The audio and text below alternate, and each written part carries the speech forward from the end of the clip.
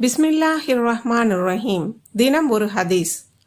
அபு உசைத் மாலிக் பின் ரபியா ரலியல்லாஹ் அவர்கள் அறிவிக்கிறார்கள், நாங்கள் நபிகள் நாயகம் ஸல்லல்லாஹு அலைஹி வஸல்லம் அவர்களிடத்தில் இருந்த நேரத்தில் பனி சலமா கோத்திரத்தைச் சார்ந்த ஒரு மனிதர் அவர்களிடம் வந்து, அல்லாஹ்வின் தூதரே, எனது பெற்றோர்களின் மரணத்திற்கு பிறகும் நான் அவர்களுக்கு செய்ய வேண்டிய பணிவிடைகள் ஏதாவது இருக்கிறதா என்று கேட்டார்.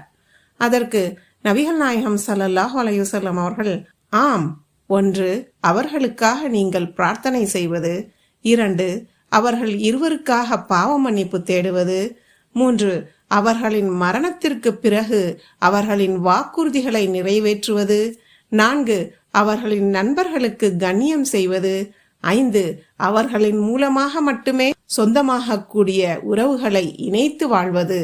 இவைதான் நீ அவர்களுடைய மரணத்திற்கு பிறகும் அவர்களுக்கு செய்யக்கூடிய பணிவிடைகளாகும் என்று கூறினார்கள்.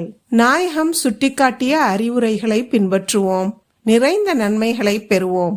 அஸ்ஸலாமு அலைக்கும் வரஹ்மத்துல்லாஹி வபரகாத்துஹு.